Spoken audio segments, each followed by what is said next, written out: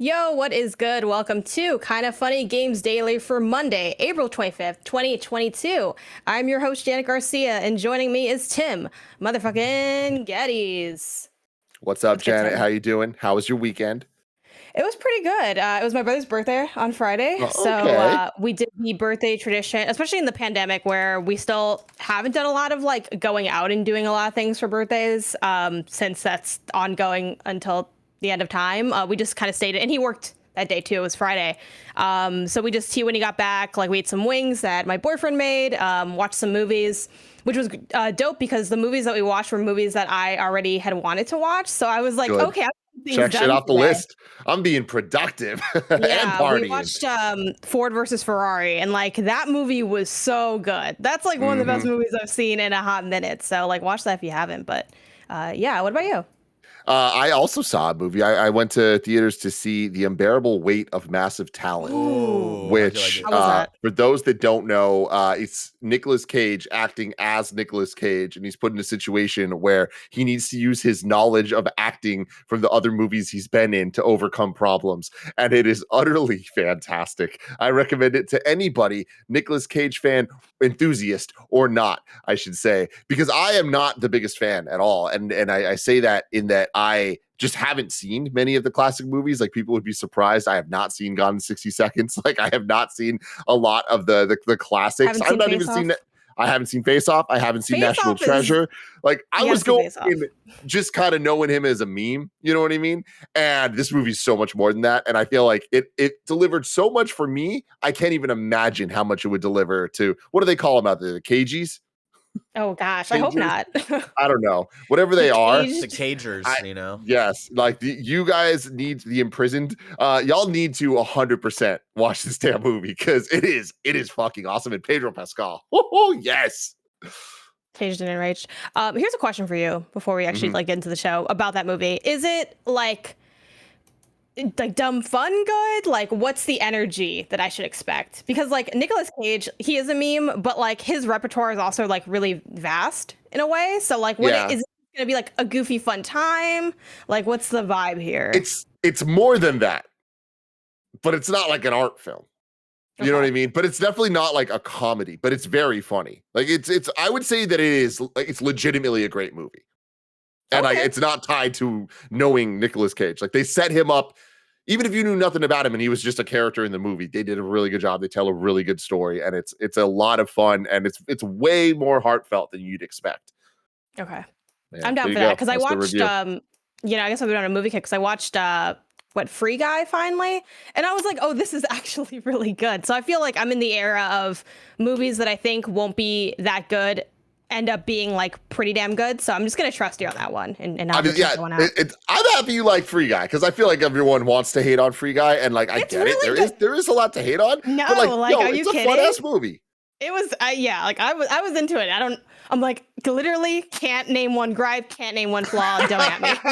But let's get into today's stories, which include PlayStation's push on PC, Ravensoftware's QA testers union election, the NPD, and more, because this is Kind of Funny Games Daily, where each and every weekday at 10 a.m. live right here on twitch.tv/kindoffunnygames, we run you through the nerdy news you need to know about. If you're watching live, you can correct us when we get stuff wrong by going to kindoffunny.com/you're wrong. If you don't want to watch live, you can watch later on youtube.com/kindoffunnygames, roosterteeth.com, or listen later on podcast services around the globe by searching for Kind of Funny Games Daily. Remember, you can use Epic Creator Code Kind of Funny on all Epic Store and all Epic in-game purchases like Rocket League and Fortnite to help support the channel. To be part of the show, head to patreon.com/kindoffunnygames, where bronze members or above get to write in, and silver members or above get the show ad-free along with the exclusive daily post show. Some housekeeping for you. Kind of Funny, KFW April Anarchy pops off today. This is the Kind of Funny wrestling pay-per-view that's totally free. because yes, exactly. On Twitch right here after KFGD. See Alanah defend her title against Joey and Elyse. Johnny Ace take on the Milk Mommy for the Kinda Funny Championship, and more. If you miss it live, it'll be up later on youtube.com/kindafunnygames tomorrow. I'll tell you one thing, that was one of those reads where I didn't know where it was going to go. It went in like a few different directions along the way, but I'm here for the energy. You nailed it. A big thank you to our Patreon producers, Fargo, Brady, Pranksy, and Anonymous. Today we're brought to you by Brother Printers, Lumenskin, and Razor, but we'll tell you about that later. For now, let's begin what is, and forever will be, the Roper Report. It's time for some news. We got 4 stories today. A baker's dozen. Starting with Sony's hiring a senior director for PC planning and strategy. This comes from Jody McGregor over at PC Gamer. The article reads, Sony formed a PlayStation PC publishing label in 2021 and has brought plenty of formerly PlayStation exclusive games to PC, with Death Stranding, Horizon Zero Dawn, and God of War among them. Uncharted Legacy of Thieves collection is due later this year. This ongoing experiment has clearly done well for the company, and the latest sign of that is a job listing for senior director of PC planning and strategy of PlayStation Global. If you were afraid Sony's fling with PC gaming might prove brief, this listing is more evidence of it continuing long term. Whoever gets the role will, quote, be responsible for the strategy and commercial activity within global channel sales and will deliver a single optimized PC sales growth and commercial plan to hub and territory teams to implement. I expect that plan will need to be something a little more involved than put Bloodborne on PC already. Bringing already popular games to PC is a strategy that's worked for Sony so far. God of War was Sony's biggest PC launch, but Horizon Zero Dawn also sold well, and Days Gone respectively. There are plenty of other big budget action games on the console still waiting to be ported over. Honestly, Bloodborne can wait if it means getting Spider-Man into the hands of modders any sooner, but presumably Sony's plans will go further than that. Simultaneous releases of future games will be an obvious next step once the backlog of prestige exclusives has been worked through. The question is, would brand new games be released on Steam, Epic, or potentially a PlayStation launcher? A kind of PSN for PC, perhaps cross-save, share trophies. Given that Bethesda just announced the shutdown date of its launcher, maybe Sony's new senior director of PC planning and strategy will read the writing on the wall there. Tim, react. There's a lot here. I think that at the end of the day, this is only a good thing. We've already seen some great ports of iconic PlayStation titles, specifically from the PS4 era. And as we move into this PS4 cross PS5 moment that we're in, and we're seeing this kind of continue, this build towards potential day and date on PC and PlayStation could be really exciting. I don't know that that's where they're actually going to head, but I do think that they are trying to test the waters for it all. It's funny with the slant of this article, poking fun at the whole Bloodborne thing. I think Bloodborne on PC is going to be a much bigger deal to that group of people than this article's kind of leading us to believe it. I know they're just having jokes there, but I do think that it is that multi-pronged strategy of that hardcore people that want to just mod the hell out of it for one reason or another of like the Bloodborne community, but then the same thing for something like Spider-Man, which I'm sure has a lot more legal loopholes or legal hole. You get what I'm saying? Legal hoops to jump through. Hoops to jump through. That's what I was going for. There's hoops. There's like loopholes, in opening doorways of some portals. Whatever it could be. Ton of stuff getting in the way there, but I imagine that is obviously something that they want to do. And when you look at the games that they have released on PC so far, it does kind of tell a story, right? And especially now as we're getting the thing here, in case we missed it, the Uncharted games coming out. We have the date for the Thieves Collection, which is coming in June to PC. It's kind of like they're getting a lot of the bigger classics on the PC. I'm most interested in the second half of this article here, kind of talking about the launcher. Will PlayStation have its own dedicated PC launcher, or are they going to continue to partner with Epic or Steam here and there or wherever it is and just get the game in as many places as possible? I think there's pros and cons to both sides to it. I think that the obvious pro to the PlayStation launcher would be trophy support and getting the entire ecosystem tied together in a way that Microsoft has already done because of just the way that they've built out their entire ecosystem from the get-go. But there's obviously a lot of people out there that care about trophies and care about their PSN profile and all that stuff. But I wonder if it's worth alienating the potential of like the exclusivity of Epic or Steam or whatever it is on the platforms, or if they're just going to kind of do it a little bit everywhere.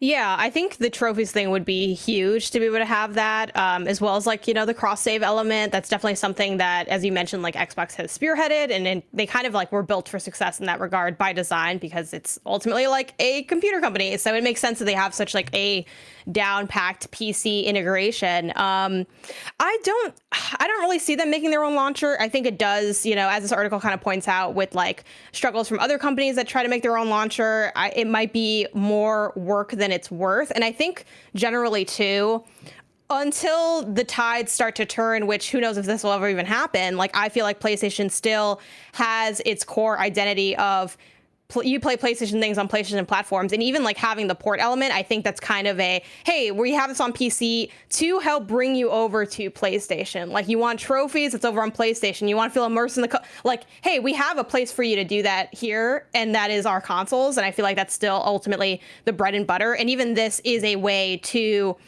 create that funnel, right? That's why I don't see us seeing day and date. I think the day that we start seeing like big deal day and date stuff either on PC or even just, there's a lot of talk about like PlayStation's revamped PS Plus system and like the day and date potential there. Like I think we're still pretty far away from that. And if we see that kind of stuff anywhere, it would be more on like a PlayStation centric service than I think on PC. Especially because I think with the PC stuff, we're seeing, again, the big hit stuff is there, the things but it's also late. So it's stuff that will funnel people to PlayStation ultimately, where it's like, hey, I finally played God of War. I don't want to miss out on, it's funny to say sequel because it's like such a long running franchise, but the next installment of God of War. While on, like, as far as the day and date conversation with PS Plus, it's a lot more of, hey, maybe we won't see, the new God of War day and date, but we might see like this indie game that would have came to like PS Plus now being rolled in here, or that being day and date. So I still think we're sort of far away from that. But how do you feel overall with like PlayStation's rollout on PC? Are you happy with that? Do you like, have like any investment in it? Like, are you looking to replay or play those games on PC for the first time? Oh yeah, no, I think it's absolutely incredible, and like so far it hasn't been entirely flawless, but I think that they have done a pretty good job, and they put out updates that fix all of the issues over time. But I think that all of this type of direction and hiring people like a director to oversee it all, I think can kind of help iron and smooth it all out over time. But like things like the widescreen support, like completely change the way these games can play and look, and it's really damn cool, especially when we're talking about some of the most iconic games of all time, and giving us an excuse to go back and play games that we love with like a new added thing going for it that is kind of unique to PCs, I think is fantastic. The day and date conversation, I think is different because the PS Plus will come day and date to that. Like, I think that is a totally siloed thing. Like specifically, I'm talking about day and date on PC. And I think the moment that they realize that they're just going to make more money from that, not less money, it's going to start happening. And I think PlayStation is building out ecosystem might not even be the right word, but it's building out its IP right now in a way that they never have before with the movies and PlayStation Studios and PlayStation Productions. We have Last of Us coming to HBO. Like, they're kind of building a case to be bigger than just a console. And I think that the moment that kind of tips over, it's going to hit a certain snowball effect where they might start looking at PC more as not just a thing that funnels people back to a console, but as, hey, here's a way for us to add more numbers to our already astronomical sales numbers. I'm sure we're going to talk about some later today with the MPD stuff, but like once they realize that they can kind of have that number, especially as we move into this era of, look, call it whatever you want to, it's still going to be a competition between Microsoft and PlayStation, and like doesn't mean it needs to be a war, but there is that level of headlines that they are battling for. And if we're going to keep putting out headlines of, oh, first weekend player base of every Game Pass game ever is astronomical, Sony's going to want anything they can do to like be able to pump up their numbers, especially when at the end of the day, those numbers are more valuable when they are full priced retail titles being sold to people. So if they can sell that on PlayStation and on PC, that's a win-win for Sony, and it's a win-win for gamers out there. Yeah, I'll be very interested to see like what ends up shaking out from this role, and like obviously I'm sure there'll be like interviews and things with like the people that end up spearheading these kind of campaigns, because I'm curious to know like what exactly does, like there's been some conversation up front of like how they envision PC sort of being in conversation with the PS5, and a lot of it is putting on these legacy titles and like giving games a second life, and also like acquiring more customers. But I'm curious as to like the people that are like kind of going for these roles, what is their ideal vision of it? If it is just optimizing PC sales growth, like I think it's interesting, that conversation of day and date for PC and console, where ultimately, yeah, you're right. Like I'd imagine they make more money having it on more places because that's how that kind of works. But I guess it's that conversation of how are we optimizing like PC sales growth as it's maybe its own thing versus like having the console part. To what degree do we want those things together? Like what element of it is just the bottom line versus like where they want to move forward as a company. And yeah, I think things are as they are until they aren't, which sounds like the most obvious statement in the world. But you're right, though. I totally get what you're saying. Yeah, their energy and their vibe, and that can kind of change in any time because like companies evolve. I don't think it's totally. Well, actually, I think it is mind-blowing that Game Pass exists, but it's.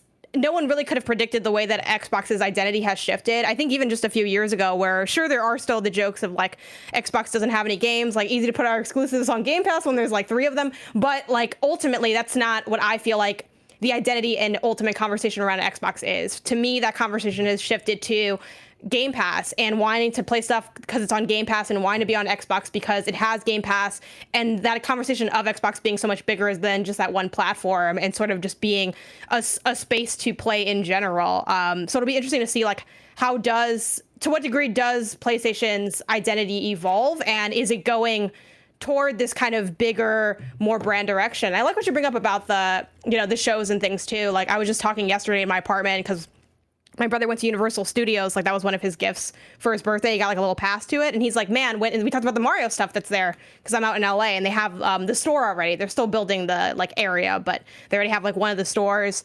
And he's like, man, I would love like a Sony park. Like, can you imagine, with not just the IP, but also like the other media elements. And I'm like, oh my God, that'd be so cool. Because like I went to like a PlayStation park inside of Dreams. That was like a fan made one with like Spyro and stuff. And I'm like, man, that would be like such an awesome thing to see. And I think we are kind of moving towards that bigger brand identity and ecosystem for the company.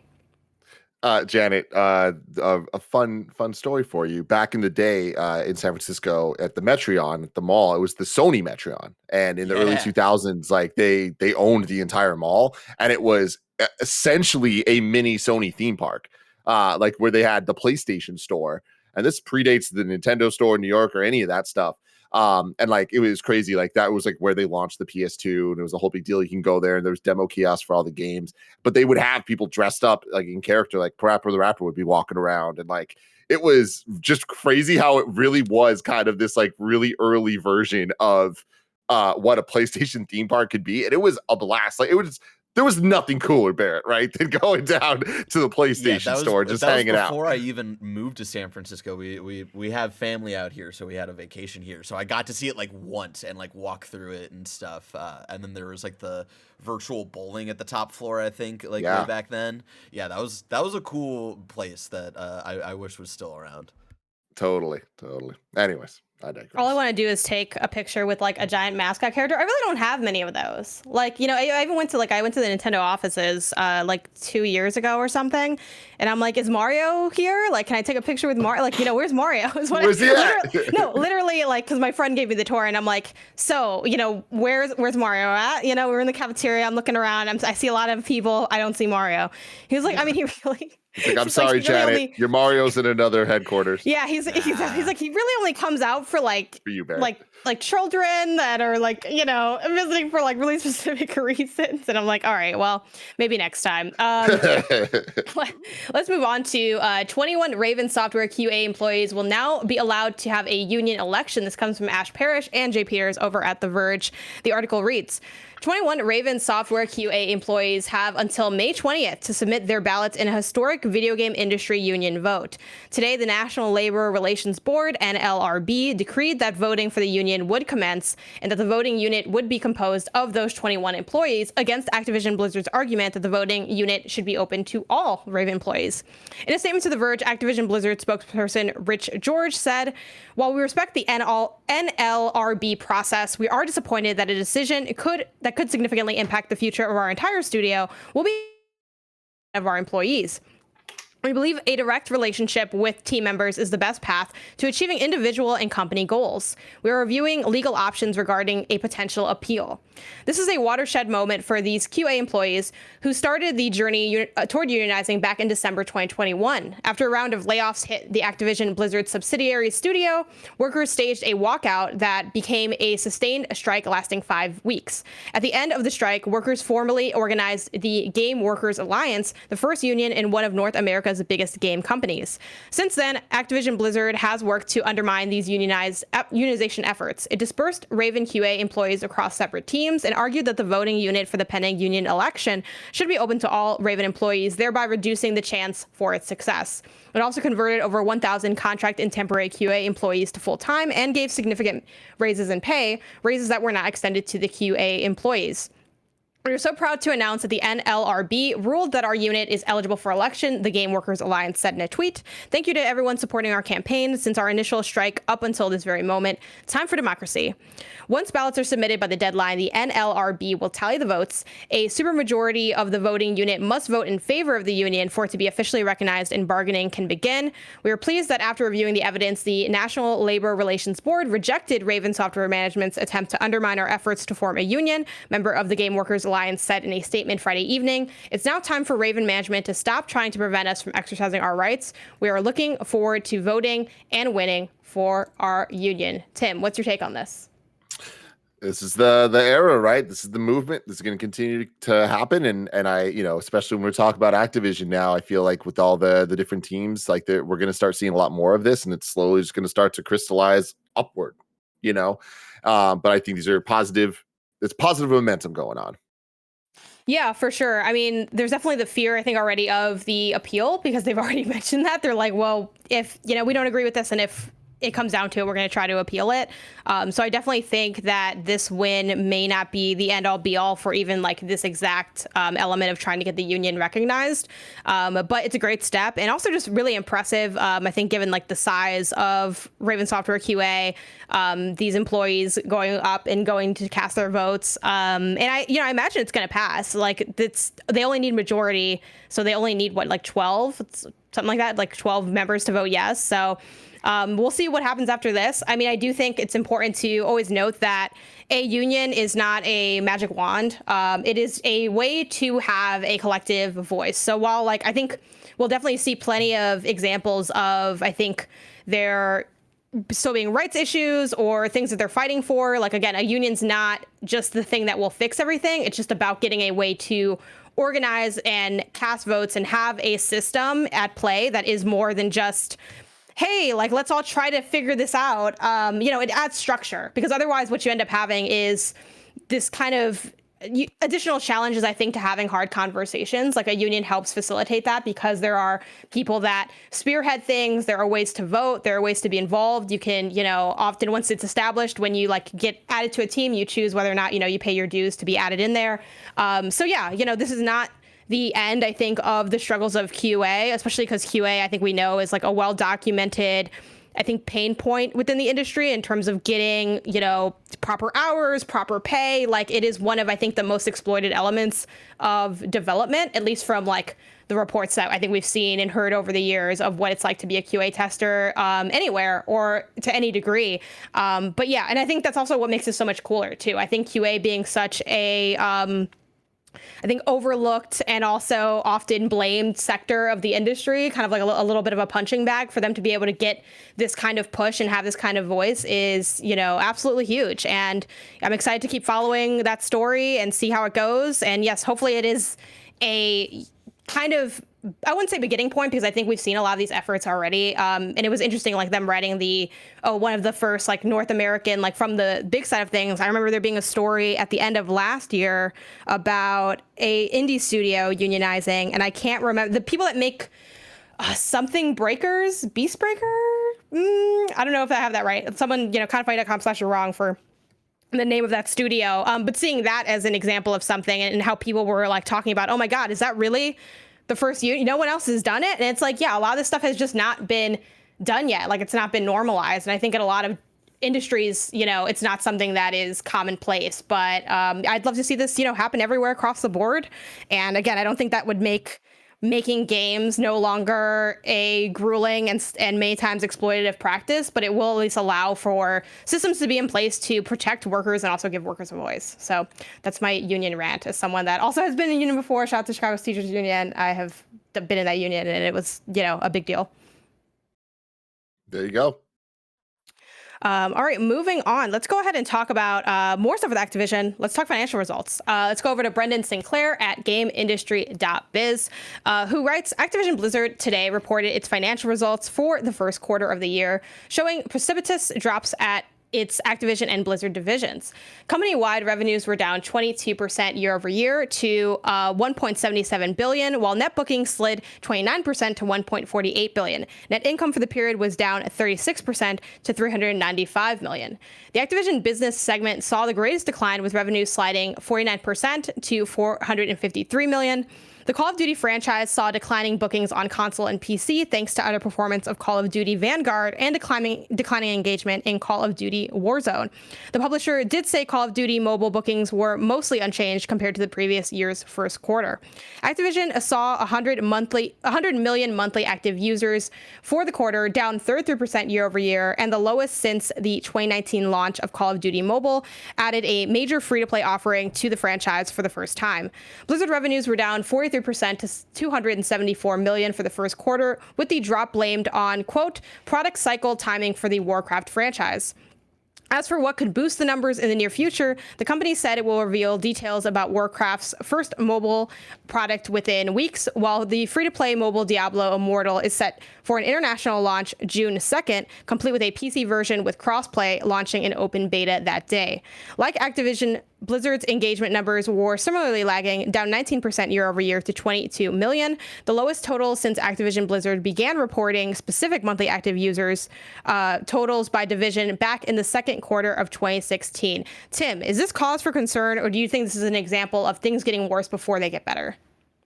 I think there's a lot going on. I think that we would need to look at kind of year over year results to really kind of see like how worrying this all is, because these are ridiculous drops, and they use precipitous, which I'm always a big fan of, in terms of revenue coming in and all of that. But like, we're still talking about absolutely astronomical, ridiculous numbers that very few, if anyone in the industry, is even getting close to. So with that, it's kind of the thing of like, cool, it is bad news for sure, for Activision, because it's not up. But there was a lot of stories going on in the last week about like, we need to look at success not as this like thing that if we're not always more successful than we used to be, we're not successful anymore. Right? It's like just because you didn't do as good as you did your best year, it's like, okay, but are you still doing good enough? That's the question to me, is this good enough to Activision? And I'm not sure that they're going to be happy with it. They're also in a very tumultuous period right now with a lot of potential change-ups happening. And whether or not the Microsoft stuff actually goes through, we are looking at an Activision that is being called out from every single angle, and that's not going to stop anytime soon. So what's that going to do to the shareholders? Like, what expectations are they going to have? And what does this news, even if it's not bad news, potentially, if it's not the worst news of it going, these numbers, what does that paired with all of the headlines do to the shareholders, do to the people that actually are kind of in control of all of this? That is what I'm most interested in. Yeah, I think it definitely does.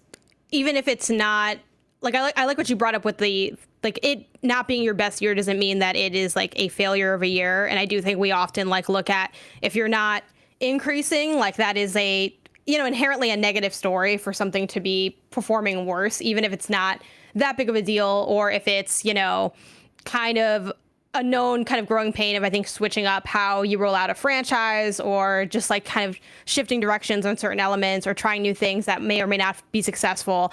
But yeah, I mean, I think it does speak to part of the darkness surrounding Activision Blizzard, not just in the, I think, moral and business elements, but also in like how the performance is going. And yeah, it's definitely like a dark time. I think this will be something that we end up looking back to for, you know, the inevitable, like, oh, things are up better than they've been in whatever many years. So like, I think these things come in waves. And yeah, I think especially once we get down to like the NPD and stuff too, it is insane thinking about like I don't, you know, spoilers for like 10 minutes from now, but thinking about like how massively successful some games are, and then how Call of Duty is still more successful than that, despite being like one of the like weaker iterations of it. Like there are definitely levels to this. And Activision Blizzard, it's interesting because I don't want to say they're like too big to fail, because I don't think that's true for anybody. And obviously, like when there were talks around the, you know, sale of Activision Blizzard, one of the things came up were like not being able to get maybe a certain number that they would have wanted to get for the company. And, you know, what that speaks to both in terms of the public reception of it and maybe even in terms of like the product to a degree. But yeah, like ultimately Activision Blizzard's worst years are better than many companies could ever possibly conceive of or imagine. So I think it's going to take a lot for this to be cause for concern on a bigger scale. And I imagine that in the next, I don't know, number of years, things will be on the upswing. It'll be interesting specifically like with Call of Duty and like what they're going to do with that, whether or not that, you know, the next iteration will be like super successful or like more critically acclaimed. I do think around like Vanguard, even this data aside, like anecdotally, there wasn't much conversation around it. And I think a lot of that was because of like the general reception of Activision Blizzard and kind of just like, okay, well, I mean, I can miss this and not miss out on much, but I think in the coming years, we'll see that sort of shift over. But for now, remember, you can go to patreon.com/kindoffunnygames where you can get the show ad-free. And speaking of ads, let us tell you about our sponsors.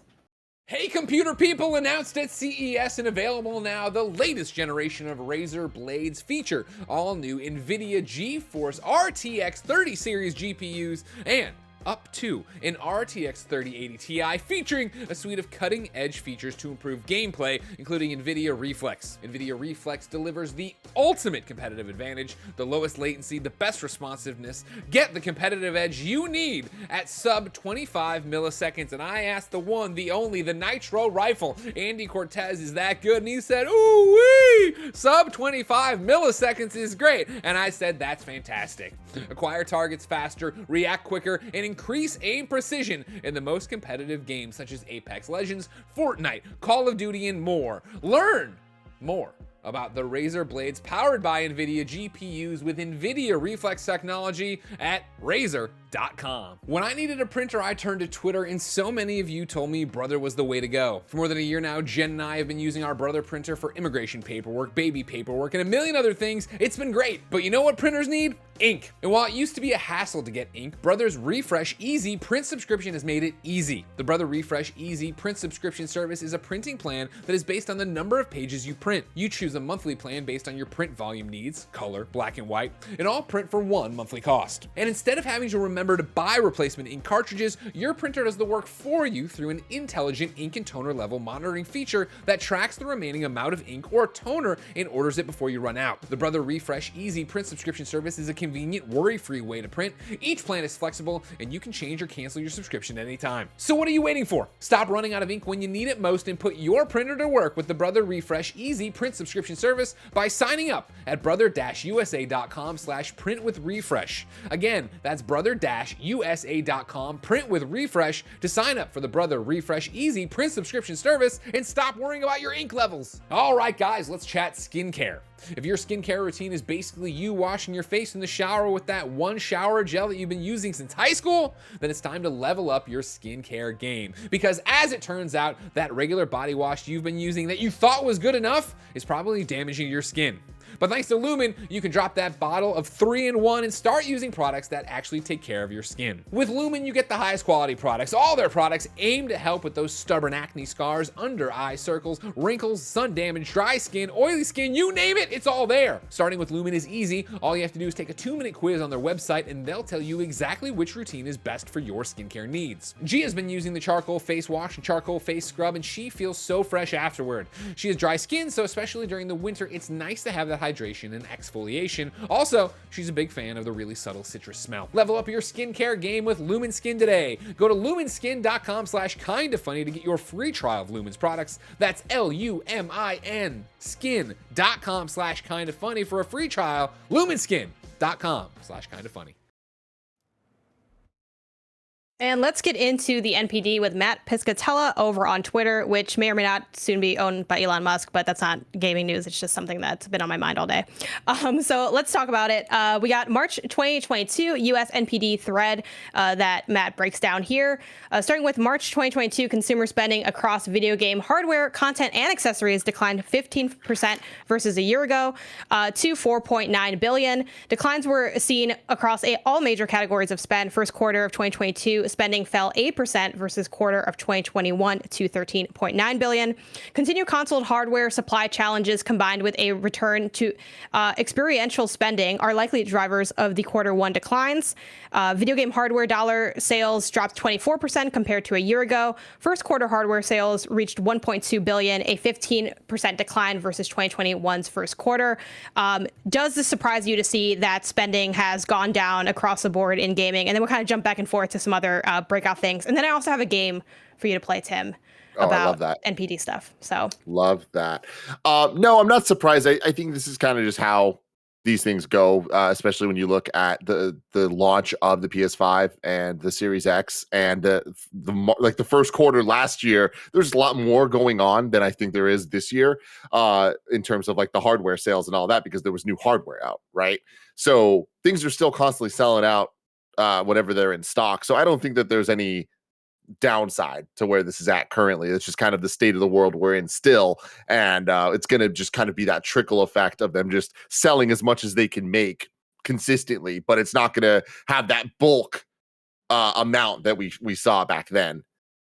yeah, I think especially too, like in the, I guess, earlier days of the pandemic, even though last year wasn't exactly like the earliest of days, like we saw that big spike in gaming in general. And I think even just like anecdotally, there was a lot of people getting into gaming for the first time, getting back into gaming, deciding, hey, like now's the time for me to finally get the Switch. Do I get the Lite? Do I not? And then the OLED came out. Like we had all those kind of conversations, I think, around all of that. And I think too, even for people that were already, into gaming and spent already a lot of their time there, it was maybe a time to, hey, now that I'm stuck at home and I'm not doing a lot, maybe now's the time to finally do some extra upgrades to like finally get that hardware that I've been needing to get whatever accessories. So I think this definitely speaks a little bit more, as Matt points out in his thread, towards things shifting back to how they normally are, rather than oh my God, things are in a decline. Gaming is dying. No one wants to play anymore. I think we just saw like a really big influx,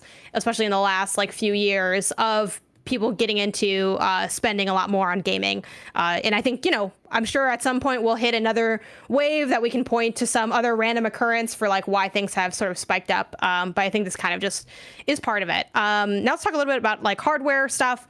We got Xbox Series was the best-selling hardware platform of both March 2022 and the first quarter in dollars, while Switch led in both time periods in unit sales. So that's kind of speaking to, again, that disparity between like the cost of, the Series line versus like the Switch pushing more units, but maybe the dollar amount isn't as much because there's stuff like the Lite and other options there.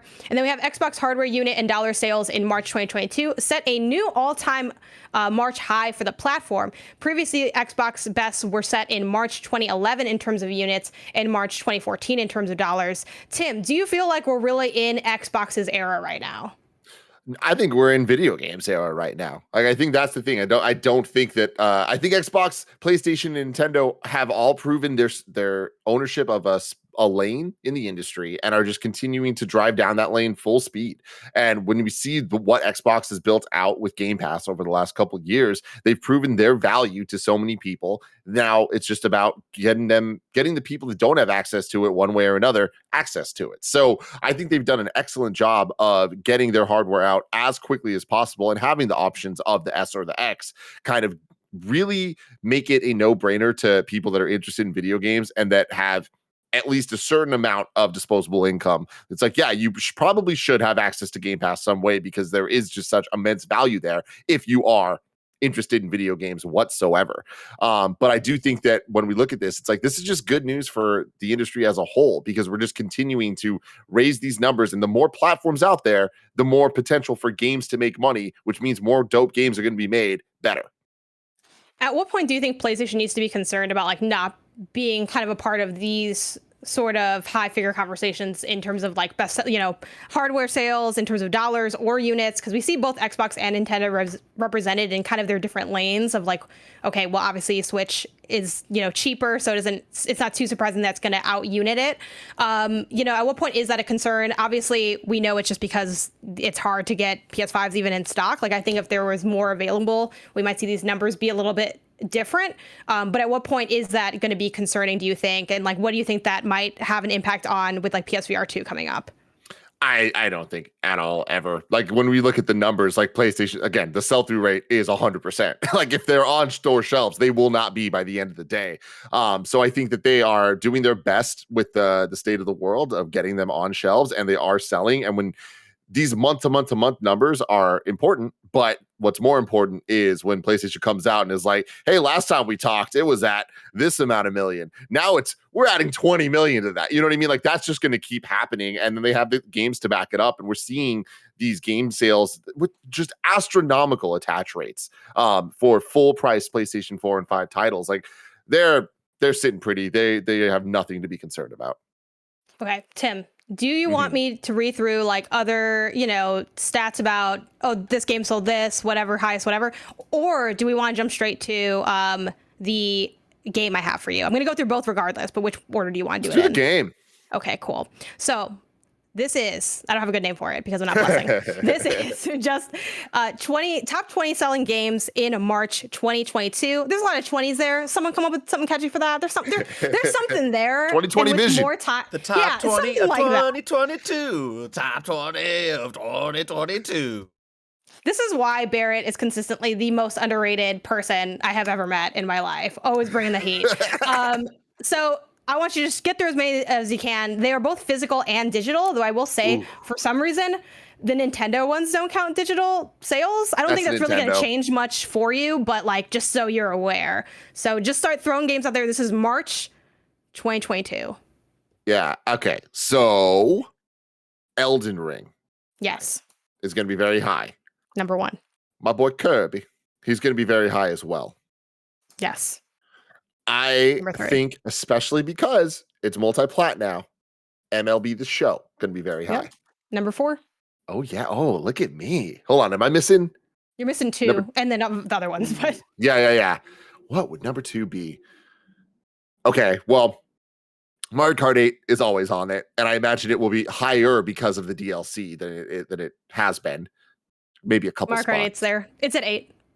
At 8? Okay, that's perfect. Perfect. 8 for 8. I mean, Call of Duty Vanguard will be there, and all there's the GTA, all those guys. But like, what is that number GTA isn't on there actually. Oh, really? Which is a little surprising. Oh, Legends Arceus. Yes, number 6. Smash Ultimate's probably there too. Yeah, 18. Nintendo. Okay, that's getting a little low. What is that second one? Hold on. What games? Have like, who's still buying Smash Ultimate? They're like, now's the time to really get into this. I'm gonna roll the dice on this one, but I'm hoping it's top 10. Gran Turismo 7. Yep, number 2. Whoa, number 2. Yep, number 1 and number 2 are like PlayStation Studios. Really specific games, like that have like that have found like mass success. Holy shit! Wow. Should I play Gran Turismo 7? Like, but I'm not I'm not like a car person like that. And like no one I know really is, but like obviously a lot of people are car people because this is freaking number 2, which we'll talk about a little bit more. But yeah, like it's been insane, and I'm like, damn. And to think I was like, I don't know if I want to take this in my draft. I messed up not taking it. It also was super critically acclaimed too. I think it's like sitting well in the 80s on Metacritic. Yeah. Anyway, it's been so far you have since then though with the fan retention and stuff like that with all of their systems in place with the currency. Yeah. So far you have 8 of them. We don't have to go to get all 20. Just go until you feel like you're a little tired. I mean, I think.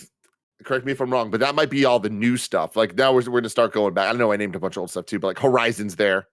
Yep. Not that that's that old, but I'll double check. I think you might still be missing some new stuff. It's number 5. Ooh. Let me pull up the. I have it already. You're missing 1, 2, 4. I know I just jumped numbers. 5 new things are missing. Wow. Tiny Tina? Yeah, 11. Okay. I don't know. Fill in the rest. What game did Blessing just beat? Aegis Rim? No, did he really? Did he beat Aegis Rim? He hasn't beat it. He's split. I'm like, what? They just beat Kirby. I don't know. What did he just beat? Stranger of Paradise Final Fantasy Origin, because he's a fucking nerd. That's Okay. number 10. Cool. That's number 10. What game is streaming after this here? Oh, WWE 2K22. Yeah, number 7. Above Mario Kart 8. More people are beating each other up in the ring than driving. And that's not actually how the math works because there's a bunch of users on Mario Kart 8. But, there's something there.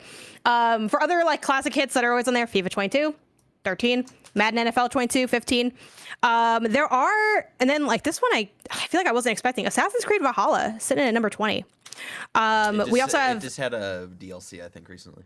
Yeah. Oh gosh, what was the name of that too? The beginning of Ragnarok or some shit or whatever. I forgot. Yeah, but that did drop recently. That's a good call out. I want to talk about Gran Turismo a little bit. Like Sure. It's I think really important and interesting to keep in mind games like Gran Turismo 7 because back in the day on PlayStation, Gran Turismo 1, 2, 3, those were and even I would say to an extent 4 were like prestige premier titles in the PlayStation lineup that sold millions of copies and were like the gold standard in terms of sales for PlayStation. Like they are up there in the top 10s of the highest selling PlayStation games of all time lists. But it's just crazy how Sony has restructured itself and redefined what PlayStation games are so intensely in the PlayStation 4 generation, where we get all the hits that we talk about now, like The Last of Us, Uncharted, and Horizons, et cetera, Spider-Man's, God of War, like blah, blah. There's so many of these, right? And they even just like blew the roof off and are now just these crazy 20 million expectation lifetime sales numbers, right? It's nuts that Gran Turismo is still coming in and selling super well at that number 2 slot there. But it's like it's really important to look at what PlayStation has, where they can just drop these big ones that like we're all looking for, but even their niche community stuff, which I would say at this point, racing games like Gran Turismo are less of a mainstream appeal that used to have back in the day when there were just less gamers. Now that there are more gamers out there, the fact that they have a niche that is that valuable is incredibly important. Yeah, I think especially because that's like hard niche to dominate in the sense that the people that are into that know it really well, and they have like, I wouldn't say high expectations, but like it's difficult, I think, to impress with like a sim of that genre because it's like going for realism, and that like, for those who don't know, it's like very different than like a Forza Horizon. It's more like Forza Motorsport is a more apt comparison, I think, for Gran Turismo. So yeah, to see it have like such massive success, and like everyone I know that has played it or that talks about it or that's reviewed it is like, oh, this is amazing. This is one of my favorite games of the year. And like, I've been kind of wondering, I'm like, should I have like requested code? Should I have like gone in and given this a shot? Again, it's a very specific kind of game that I don't think like my, like or dislike would honestly have much to say about the game itself, because I think it might just be a taste thing. But I'm like, I kind of feel like I want to try this out because I think it's just garnered that much attention that I'm like, clearly there's something here that even within the niche has found some level of mass appeal. And like there's something about this game that's really like speaking to the community right now. And I honestly wasn't expecting it. And like shout out to that team for mass success. I mean, to be behind like number 2, just behind Elden Ring is like really insane. Obviously, again, this is just within a singular month, but I wouldn't have predicted that it would have done so well when the year first started. Other ones to shout out for the common, always there, Minecraft, 14. Ghostwire Tokyo is there at 12, which I'm a little bit surprised by. We got Triangle Strategy at 16. Wow. I shout out to the free demo. I played a little bit of it, and I did like it, but it's like that thing where you're staring down the barrel and the game is so long, and like, I'm bad at strategy and I don't want to read all the stuff. Like, maybe I'll get back to it. But I was into that one for the little bit I played. So, Mario Party Superstars 17, Animal Crossing New Horizons at 19. So those are the top 20. Which up from the top we got Elden Ring, Gran Turismo, Kirby, MLB The Show, Horizon 2, Pokemon Legends Arceus, WWE, Mario Kart 8, Call of Duty Vanguard, Stranger of Paradise Final Fantasy Origin, Tiny Tina's Wonderlands, Ghostwire Tokyo, FIFA 22, Minecraft, Madden 22, Triangle Strategy, Mario Party Superstars, Super Smash Bros. Ultimate, and Animal Crossing New Horizons, plus Assassin's Creed Valhalla, which I don't know why I read it that way. It makes it sound like it's one game, which would be an awesome game if they combine the two of those. You know, a little bit of crafting, a little bit of murder. To round out the MPD discussion, I do want to shout out some more highlights regarding these games. A lot of it is kind of stuff we just touched on. So Elden Ring repeated as the best-selling game of the month as dollar sales experienced double-digit percentage dollar sales growth compared to its February 2022 launch. Elden Ring ranked first in dollar sales among tracked titles across PlayStation, Xbox, and PC. Elden Ring remains the best-selling game of 2022 year-to-date and now ranks second over the 12-month period ending March 2022, with dollar sales trailing only of those of Call of Duty Vanguard, which again speaks to Vanguard's immense success despite being like one of the weaker, I think, offerings that have come in recent years. Gran Turismo 7 debuted as the number 2 best-selling game of March 2022, while also ranking second on PlayStation platforms. Gran Turismo set a new all-time launch month dollar sales record for Gran Turismo franchise at launch, and new releases again accounted for half of the top 16 best-selling titles of March 2022, which I think speaks to, again, the strength of the year. I know we always have like the conversation on like what's a strong year, what's a weak year, like who cares, like at the end of the day. But I do think that speaks to the fact that this year is really overwhelming with how much there is to play and what high quality there is of stuff to play. Even just in this first like quarter, I have played so many amazing games, and there's still like so many extra gaps to fill, and then there's like a good amount left on the calendar too. I mean, I know we're in backlog season now, but yeah, a lot left to look forward to. Yeah, and I mean, just want to say it, like, shout out to Elden Ring. From Software getting this win is massive, and it is so well deserved. And you know, the games have sold well, but this is a new level, and it's awesome to see people kind of like rally behind it, and to see, you know, people like Tam and Andy and Bless and all them that have been like shouting it from the rooftops for so long to like have this, I think is just super awesome, because it's a super high quality game and it's getting the results. I'm just shocked that many people are good enough at those kind of games, because I'm like, well, then again, I have the game and I'm not good. So maybe it's like, maybe there's also people like me who just have it and like tried it for a little bit and then put it down. But yeah, it's insane for something so lengthy and specific to be so immensely popular. And yeah, I think it's just totally going to sweep, I think, all award stuff too. Yeah, it's been crazy seeing its success, and I think that success is only going to continue as time goes on, because that game's also massive. Like, so many people I know that are playing it and talking about it on Twitter still are like, I'm so far into this game and there's so much of the map left and so much stuff to do, and I haven't seen people get tired of it all, and there's just still like more things being discovered and like fans doing stuff. And yeah, I think it's definitely going to be a conversation point for the rest of the year as people continue to play through it, platinum it, start it, replay it, and everything in between. I will say, Janet, with the three just looking on PSN profiles, so this is like a very small sector of the actual audience, for the 3 different trophies of like endings, 40% have one ending, 41% have another, 43% have another, and granted, a good amount of those are probably people getting the platinum and stuff like that, but that is still a good chunk of people who are like actually like rolling credits and stuff like that. And having never beaten a Souls game before, this was the first one I had ever rolled credits on. So it's not about the skill. It's about, you know, knowing where to, you know, level up and shit. It's the motion of the ocean. I feel like that's its own skill. Yeah, maybe. I don't know. Maybe you're more skilled than you give yourself credit for, though, Barrett. No, Barrett, for Souls games, there is always a wall that I hit. Always. And it's always like 2 or 3 hours into the game, and I get the fuck out of there. But this one, you know, I found the cliff with all those big red boys, killed them over and over again for like 5 hours, leveled up hella. It was great. So, congratulations. But me being Elden Ring is so far away because I probably never will. If I want to know what's coming to mom and grub shops today, where would I look? The official list of upcoming software across each and every platform as listed by the Kind of Funny Games Daily Show host each and every weekday. Yeah.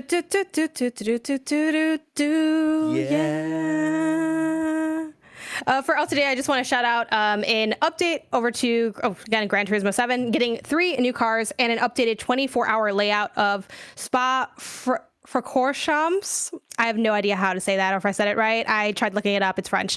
With patch 1.13 out today. And then some new dates for y'all. I want to highlight again, I mentioned already, but Diablo Immortal coming to PC and iOS/Android on June 2nd. And then, Tim, you pointed this out. The first content update for Sifu is coming out. It'll have a special gift for all deluxe holders called the Young Man Suit. It's a cosmetic thing. And then tune in tomorrow for the 2022 Sifu game content update roadmap. Tim, what is your hype level for this?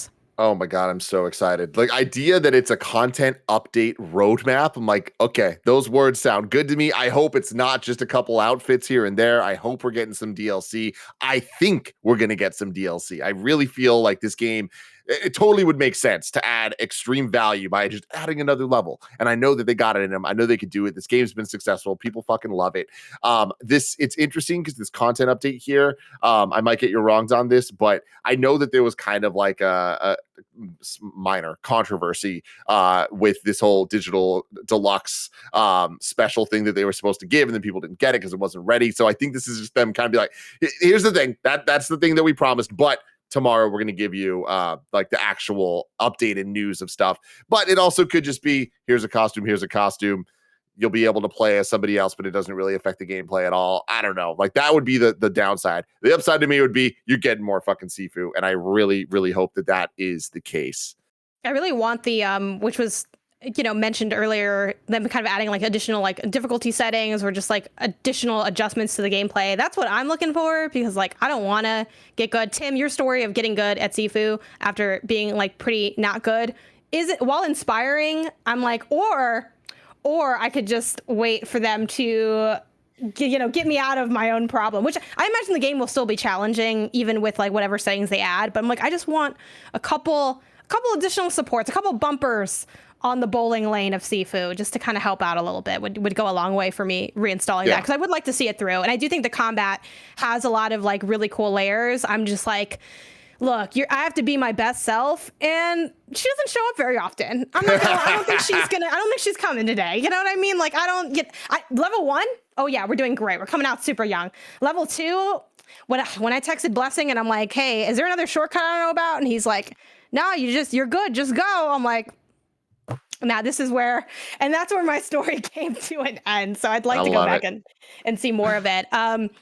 As far as your wrongs, we have Slothing Out pointing out that a union vote for Raven requires a supermajority, not just a majority, which apparently a supermajority is 2/3. So thank you for the correction on that being more than half. And then I'm not going to do the math on that because I'm bad at math. And then the AC Valhalla DLC was called Dawn of Ragnarok, was the name of it. Dawn from Kebab. It's the same fucking thing. That's barely the start, the morning time, snooze hours of Ragnarok. Yes, the Dawn of Ragnarok. And then that's basically it. Nano also shouts out that Tiny Tina's Wonderlands DLC is now out? Question mark. Again, there's no you're wronging the you're wrong, so I just kind of have to put a little bit of faith in there. Tomorrow / this week's host, we have Tuesday, we got Greg and Gary Witta. Wednesday, we have Blessing and myself. Thursday, we have Greg and Bless. And then Friday, we have Bless and Tim. Again, if you're watching live on Twitch, we have the, the April Anarchy starting off next up. And if you missed that, you can catch it later on youtube.com/kindoffunnyplays. Remember, this has been Kind of Funny Games Daily. We're each and every weekday live right here on twitch.tv/kindoffunnygames. We run you through the nerdy news you need to know about. We have a Patreon post show for those who are subbed at the silver level of patreon.com/kindoffunnygames. So stick around for that. Otherwise, until next time, Game Daily.